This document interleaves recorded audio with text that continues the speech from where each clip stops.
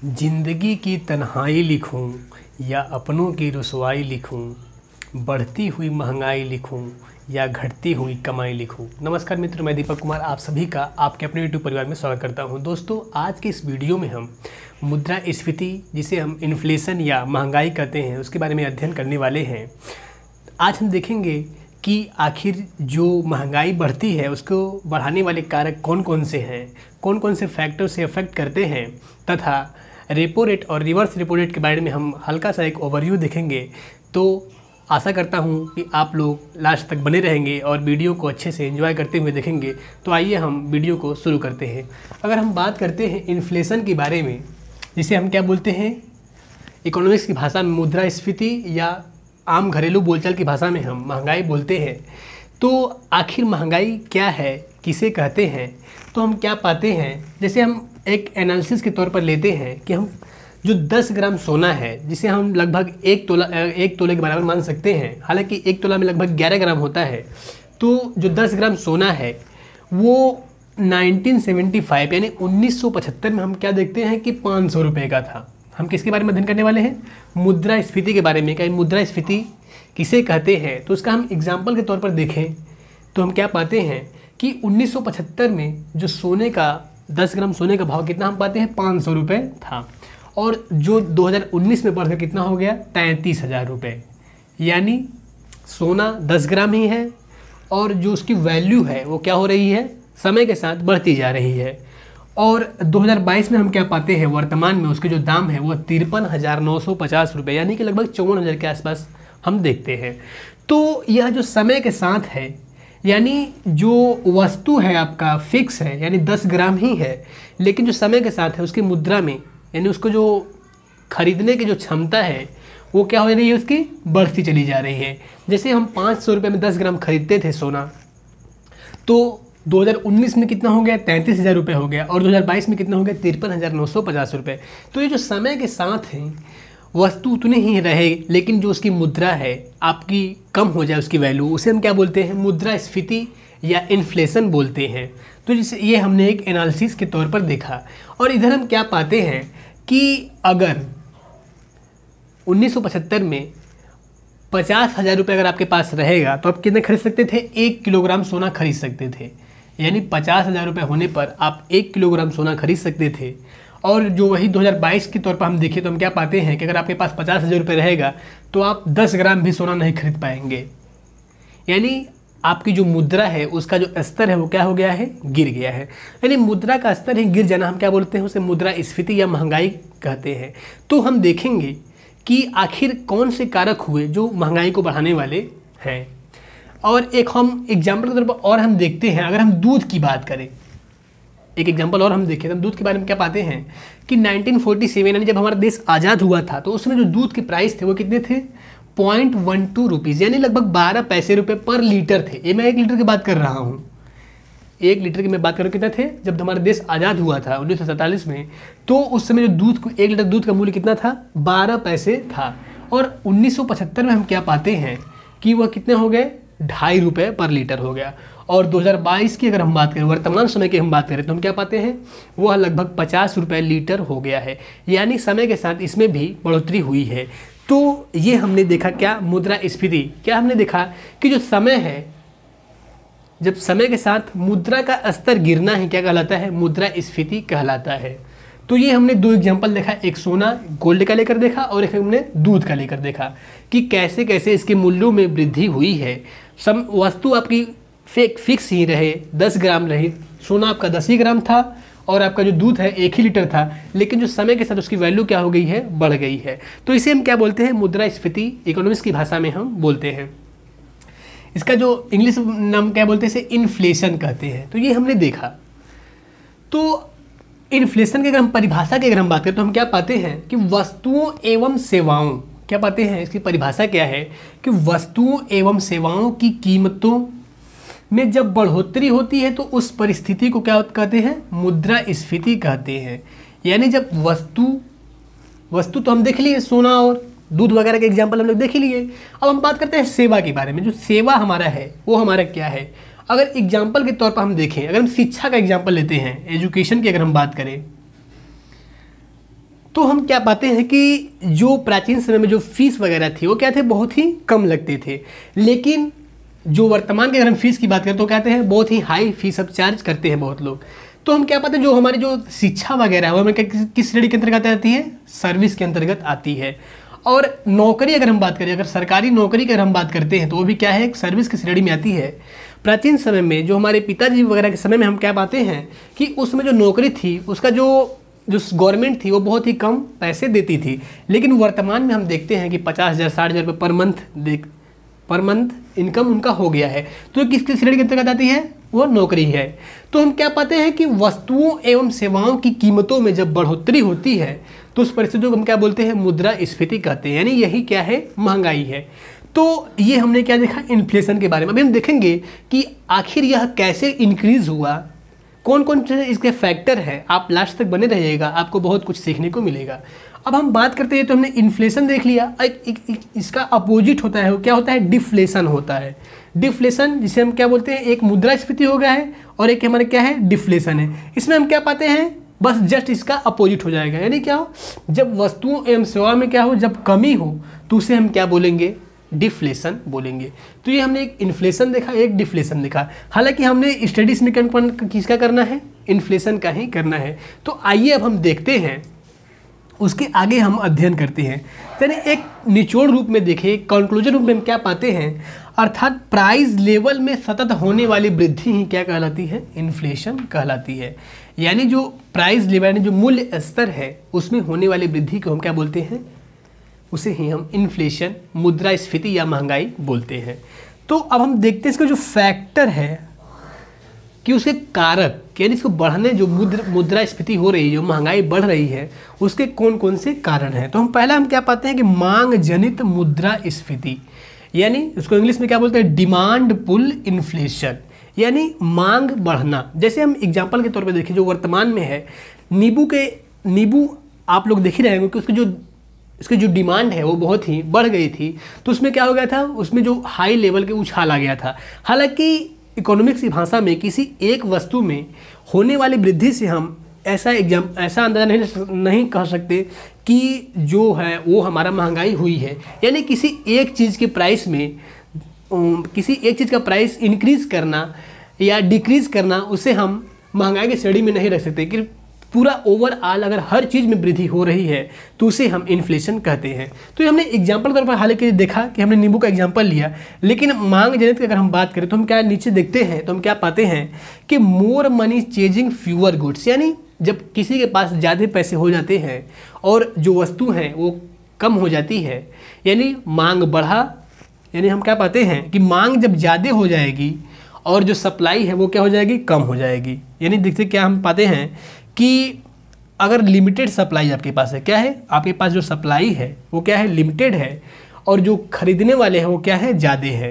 यानी more money, पैसे ज़्यादा हो गए तो जो उसकी जो सप्लाई है वो कम है, तो क्या हो जाएगी, उसकी जो प्राइस है वो क्या हो जाएगी, बढ़ जाएगी। अगर हम एग्जाम्पल के तौर पर देखें, अगर एक व्यक्ति सब्जी खरीदने जाता है और क्या है, सब्जी बहुत ही लिमिटेड है और क्या है, मोर मनी, पैसे क्या है, हर व्यक्ति के पास पैसे ज़्यादा हो गए हैं, तो अब क्या हो जाएगा, जो सब्जी हम 10 रुपये किलो के एक अंदाज़ा के तौर पर देखें, अगर कोई सब्जी 10 रुपये किलो के हिसाब से बिक रही है तो जो दूसरा व्यक्ति रहेगा वो कहेगा कि आप मुझे 20 रुपये किलो के हिसाब से दे दीजिए, मुझे ही दे दीजिए। यानी क्या हुआ कि जो सप्लाई आपकी क्या हो गई, लिमिटेड हो गई, तो इसलिए क्या हो गई, उसके प्राइस की क्या हो गई, मात्रा बढ़ गई। तो ये हमने देखा। अब हम आगे क्या पाते हैं, आगे हम देखते हैं कि जो दूसरा इसका कारण है वो कौन है, लागत जनित, यानी कास्ट पुल इन्फ्लेशन। तो उसमें हम क्या पाते हैं कि रॉ मटेरियल में वृद्धि हो जाना। जो तीर ऊपर है ये क्या दर्शाता है, वृद्धि के बारे में बताता है। यानी जो कच्चा माल है, जैसे अभी हम एग्जांपल के तौर पर देख रहे हैं कि जो रसिया और यूक्रेन में युद्ध चल रहा है, तो वहाँ हम क्या पा रहे हैं कि जो वहाँ से कच्चे माल के तौर पर आते हैं, रसिया और यूक्रेन से जो कच्चा माल के तौर पर पेट्रोल वगैरह आते थे, उनमें क्या हो गया है, उसके माल में जो कच्चा माल है उसमें क्या हो गई है, वृद्धि हो गई है। इसलिए जो हमारे यहाँ जो पेट्रोल है उसके जो दाम है वो इंक्रीज़ कर गए हैं।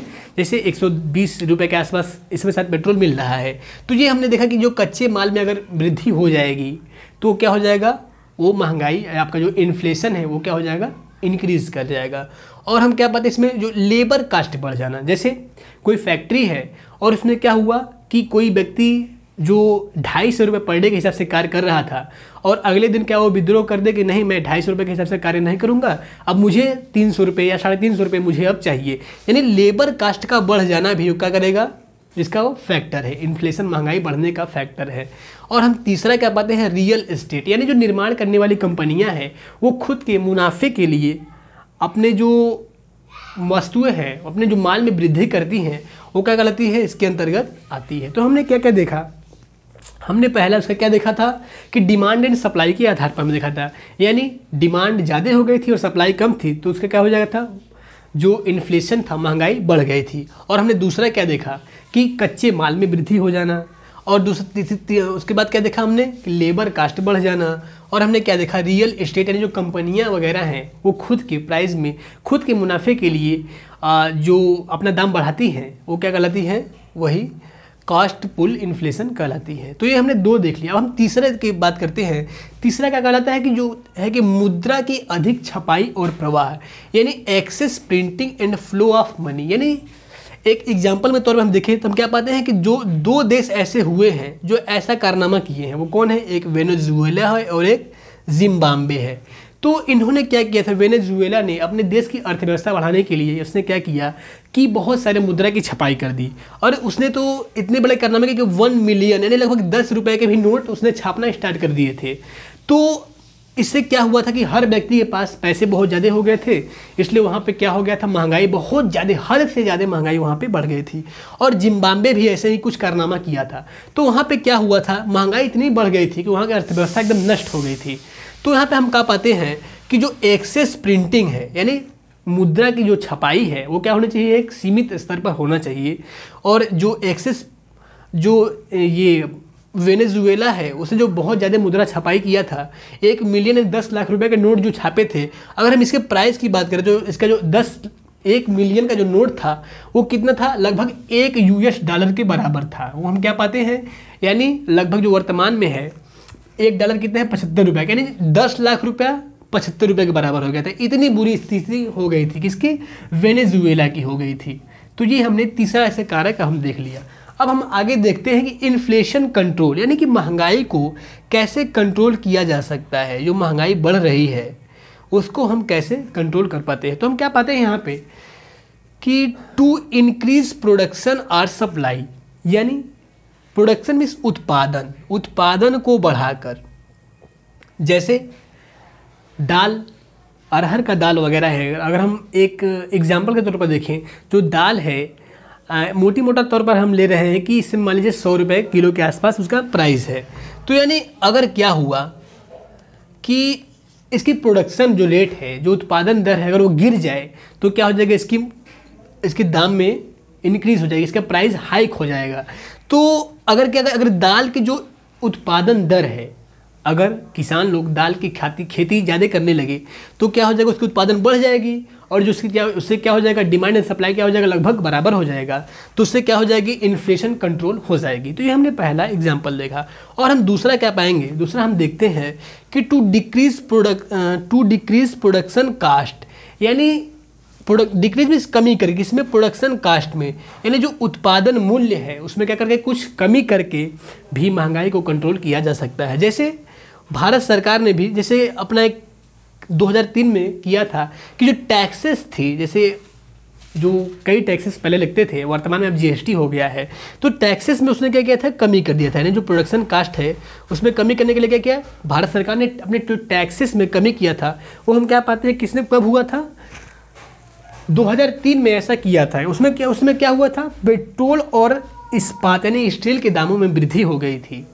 तो यहाँ पे हमने क्या पाया कि जो भारत सरकार उसका करें टू डिक्रीज प्रोडक्शन कास्ट, यानी अपने जो टैक्सेस वगैरह लगा रही है, जो पेट्रोल वगैरह है वो सस्ते दामों पर तो आते हैं, लेकिन जो भारत सरकार है और जो अपने स्टेट गवर्नमेंट है उस पर बहुत सारे टैक्सेस थोप देती हैं। इससे क्या होता है कि जो पेट्रोल और डीजल वगैरह के प्राइस वो हाइक हो जाते हैं, लगभग वो बढ़ जाते हैं। तो इससे क्या करना चाहिए, अपने टैक्सेस में कुछ कमी करके भी क्या कहते हैं, इन्फ्लेशन कंट्रोल किया जा सकता है। अब हम तीसरा एग्जाम्पल देखते हैं। हम क्या पाते हैं वहाँ पे कि मुद्रा प्रवाह कम करके, वही जो एक्सेस प्रिंटिंग है उसे क्या कम करके भी इन्फ्लेशन कंट्रोल किया जा सकता है। तो मुद्रा प्रवाह कैसे कम होगा, जैसे मुद्रा प्रवाह का हम देखें कि जो आखिर यह कैसे बढ़ता है। जैसे अगर बैंक ही हर व्यक्ति को लोन देता है, अगर वह अपने ब्याज दरों में कमी कर देती है तो क्या हो जाता है, मुद्रा प्रवाह बढ़ जाता है। भाई व्यक्ति ज़्यादा लोन लेने लगेगा, उसके पास अगर पैसे बढ़ गए तो क्या करेगा, कुछ ज़्यादा ही खरीदारी करने लगेगा, तो उससे क्या हो जाएगी, जो इन्फ्लेशन है, महंगाई, वो क्या हो जाएगी, बढ़ जाएगी। तो इसको कम करने के लिए हालांकि सरकार तरह तरह के अपने जो कुछ कदम उठाए हैं, तो उसमें हम क्या पाते हैं कि रेपो रेट में वृद्धि करके, इसे कैसे कंट्रोल करेंगे, रेपो रेट में वृद्धि करके। हाँ अभी हम देखेंगे कि रेपो रेट कितना है, कैसे है, कि रेपो रेट पहले क्या होता है, अगर हम उसकी बाद में बात करें तो रेपो रेट होता है कि जो RBI है, रिजर्व बैंक ऑफ इंडिया, जो भारत का सबसे बड़ा बैंक है, वो हर बैंकों का निगरानी करता है। तो वो क्या करती है कि हर बैंक जैसे कि ICICI, SBI और जो अन्य तमाम बैंकें हैं उसको क्या करती है, वो लोन देती है। RBI हर बैंक को क्या करती है, वो लोन देती है। तो उस लोन के बदले वो जो पैसे जो ब्याज के रूप में चार्ज करती है उसे हम क्या बोलते हैं, रेपो रेट बोलते हैं। तो रेपो रेट की अगर हम बात करें तो जो हमारे पास एक रिपोर्ट है, तो वो 2022 तक का एक हमारे पास डाटा है, तो हम क्या देखते हैं कि जो रेपो रेट है वो कितना है, 4% है। हालांकि उसके जो रेट में कुछ वृद्धि कर दी गई है, तो उसके बारे में मुझे भी उसका मेरे पास डाटा नहीं है, मेरे पास केवल फरवरी तक ही डाटा है। तो हम क्या देखते हैं कि जो 4% रेपो रेट में वृद्धि कर दी गई है, अगर इसे और कुछ बढ़ा दिया जाए तो इससे क्या होगा, मुद्रा प्रवाह कम हो जाएगा। और जो बैंक वगैरह हैं अपना अगर ब्याज दर में वृद्धि कर देंगी, अगर रेपो रेट की मात्रा बढ़ रही है तो बैंक पर लोड ज़्यादा आएंगे, तो उससे क्या हो जाएगा, जो बैंक है अपना ब्याज दर में क्या करेंगी, इंक्रीज़ करेंगे, अपने ब्याज दर बढ़ाएंगी, जिससे व्यक्ति लोन कम लेगा और इससे हमारा इन्फ्लेशन क्या रहेगा, कंट्रोल रहेगा। तो ये हमने देखा रेपो रेट के बारे में। तो एक और आता है, एक जो RRR है, ये क्या है, रिवर्स रेपो रेट। यानी रिवर्स रेपो रेट क्या होता है, तो रेपो रेट में हमने क्या देखा कि जो RBI है वो बैंक को लोन देती है, उसके बदले जो ब्याज चार्ज करती है उसे हम क्या बोलते हैं, रेपो रेट कहते हैं। उसके अपोजिट जस्ट क्या होता है, रिवर्स रेपो रेट। तो उसमें हम क्या देखते हैं कि अगर किसी बैंक के पास एग्जाम्पल के तौर पर हम देखें, यानी मान लीजिए PNB बैंक है, उसके पास क्या हो, पैसे ज़्यादा हो गए, तो क्या करेगी, वह RBI को ही उल्टा लोन देगी कि मेरे पास पैसे ज़्यादा हो गए हैं, आप मुझसे ही पैसे ले लीजिए। तो इसके बदले भाई RBI को तो ज़रूरत नहीं थी, आपने उसको ज़बरदस्ती दिया, तो उसके बदले क्या करेगी, वो आपको कम ब्याज पर वो आपसे लेगी। कितना इसका है, हमने बताया कि जो 3.35% क्या है, रिवर्स रेपो रेट है, वो उसे कम ब्याज पर पैसे लेगी। तो ये हमने देखा क्या, रिवर्स रेपो रेट। यानी जब RBI को कोई बैंक लोन दे, उसके बदले वो जो चार्ज लेती है उसे हम क्या बोलते हैं, रिवर्स रेपो रेट बोलते हैं। तो ये क्या हम पाते हैं कि फरवरी 2022 तक का रिपोर्ट में क्या है, रेपो रेट कितना है, 4% है, और जो रिवर्स रेपो रेट है वो कितना है, 3.35% है। अब हम बात करते हैं कि विकसित देश और जो भारत जैसे विकासशील देश है उसमें इन्फ्लेशन, महंगाई कितने % तक होनी चाहिए, कितना % अगर महंगाई रहेगा तो एक देश के लिए अच्छा रहेगा। अगर हम बात करते हैं विकसित देश में, तो हम क्या पाते हैं, वहाँ पे जो इन्फ्लेशन है वो कितना होना चाहिए, 2%। अभी हम बात करेंगे कि अगर इन्फ्लेशन 0% अगर हो जाए तो वह किसी देश के लिए अच्छा रहेगा या बुरा, उसके बारे में एनालिसिस करेंगे। लेकिन पहले हम क्या देखते हैं कि जो विकासशील देश है, विकसित जो देश है, वहाँ के कितनी जो महंगाई है, जैसे अमेरिका वगैरह है, जापान वगैरह है, वहाँ पे हम क्या देखते हैं कि विकसित देश हैं वो सब, तो वहाँ पे जो इन्फ्लेशन है, जो यानी जो मुद्रा स्फीति है, महंगाई है, वो कितने क्या है, 2% है। अगर हम भारत की बात करें तो हम क्या पाते हैं, जो भारत जैसे विकासशील देश में कितनी महंगाई होनी चाहिए, 4% होनी चाहिए, ±2% इंक्रीज या डिक्रीज हो सकता है। ये कैसे है, भारत जैसे विकासशील देश की हम बात करते हैं। अगर हम वर्तमान की बात करें तो हम क्या पाते हैं कि मार्च 2022 तक हमारे पास रिपोर्ट है, तो हम क्या देखते हैं वहाँ पे कि जो भारत में महंगाई इस समय क्या हो गई, 6.95%, यानी लगभग 7% के बराबर हो गई है। यानी क्या कर गई है, जो 4% होना चाहिए ±2, यानी कि लगभग 6% तक एक देश के लिए सही माना जा सकता है, भारत के लिए। लेकिन जो महंगाई इस समय क्या हो गई, 7% हो गई है, यानी महंगाई क्या है इस समय बहुत ज़्यादा बढ़ गई है। तो यह क्या है, भारत के लिए उतना अच्छा नहीं है। इसके लिए हालांकि भारत सरकार अपने कदम जो उठाई है, रेपो रेट और बैंक ब्याज दरों में वृद्धि भी की है, तो ये हमने देखा, क्या देखा कि भारत जैसे विकसित देश में कितना होना चाहिए, 4% होना चाहिए, लेकिन वर्तमान में क्या है, उसकी जो महंगाई है वो कौन इस समय बढ़कर कितने हो गए, 6.95% हो गई है इन्फ्लेशन। विकसित देश में कितने होने चाहिए, 2%, और भारत में जो लिमिट तौर पे कितना होना चाहिए, 4% होने चाहिए, लेकिन वर्तमान में वो क्या हो गई है, बढ़ गई है। तो हमने क्या देखा, ओवरऑल तौर पे हमने देखा कि जो महंगाई है, इन्फ्लेशन है, वो क्या है, हर एक चीज़ में, हर एक चीज़ के प्राइस में वृद्धि होना चाहिए, तभी हम उसे मुद्रास्फीति या इन्फ्लेशन के रूप में हम गणना करेंगे।